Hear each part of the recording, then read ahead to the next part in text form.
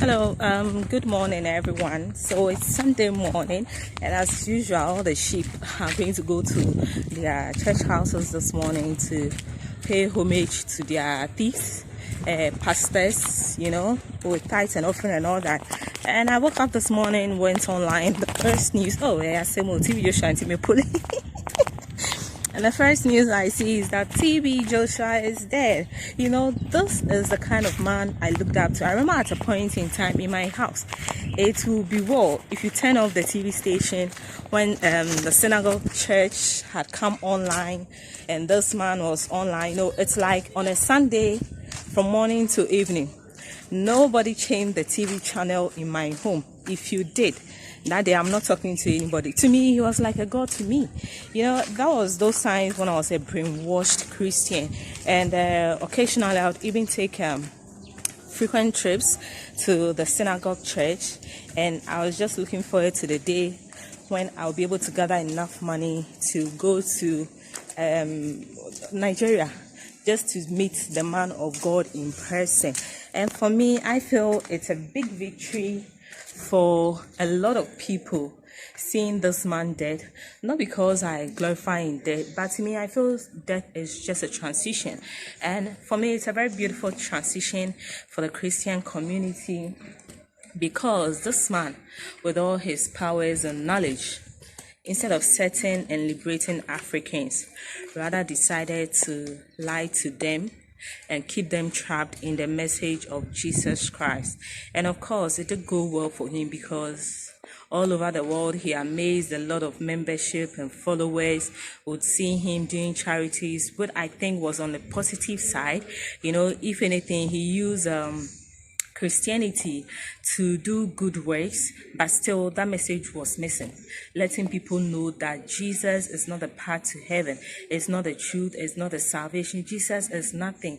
Jesus was just a ship used by the white man to convey or transport our ancestors unwillfully into their lands to make them slaves to work for them at the plantations and all that. And more so, for him to be dying at 57, well, I mean, each one of us came with a destiny, and we can't tell when somebody dies.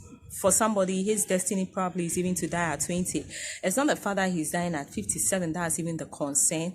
But here is a man who created an impression through his messages, through years, that if you belong to Jesus, you're never going to die, you're going to live. And for me, I learned even before his death, he had been sick for a while. Yet this is a man, whatever it is, this is a man who had many of allies all over the world, talking of UK, the Americas, even some parts of Asia. Even if it has to do with his health, how come none of his doctors could treat him, give him the best medical care, and he had to die at 57? I thought this man was going to die like at 90, being an old grandfather, great-grandfather. But he just went like that at 57. And I think it's a very good message for Christians, those of you who are looking up to your pastors, thinking your pastors are God. If your pastors tell you, if you don't pay tithes and offering, you are going to die. If you don't do this, you not see heaven. There's a Chiakai. TB Joshua is gone at 57. This one, somebody said he's going to be in a good place. That is heaven. Heaven, my foot. Heaven is here. When you are doing things well and the economy is working for you. Ghana is hell. Seriously. America is heaven. Trinidad has become glass and quan, because the system is working there. Recently, I saw a video of I think Dubai or Emirates, one of their kings being interviewed, and he said his desire is to see people live well. And this man is just doing that for his people, giving them the best life on this earth here. Heaven is here on this earth. If we live well, if the economy is working, people can take care of themselves. That's what everything TB Joshua did for his sheep and his country, giving people money here and there. Surprisingly, he couldn't even fix Nigeria. See how people die in Nigeria.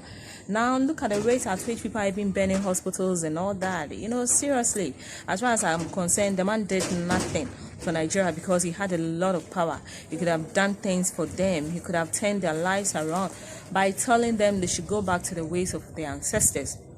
But because whether he was a brainwashed sheep or not, I don't know, but he changed the people the more. So I heard this morning somebody was interviewing, he was like, he was traveling abroad, he was come to see the man of God to pray for him. There you go, the man you came to pray for you is dead. So maybe you should return back home, don't travel, because if you go, your plane is going to crash. Maybe that's what you should tell the person. But seriously, don't look up to anybody, look up to yourself, look within yourself, because even the world prophet TB Joshua dies at 57. Who thought TB Joshua was going to die at 57? And it's good news for me, not because he's dead, but I mean another dictator in the Christian kingdom is dead, and it means people are going to be liberated, people are going to think more. So if you are feeling sorry for him dying this morning, just think about it. The man who prophesies about the world dying at 57, maybe God called him, but it just means that it's time you look up to your own self, eat good food, take care of your health, your diet, and trust nobody. Seriously, trust nobody. Peace and blessings.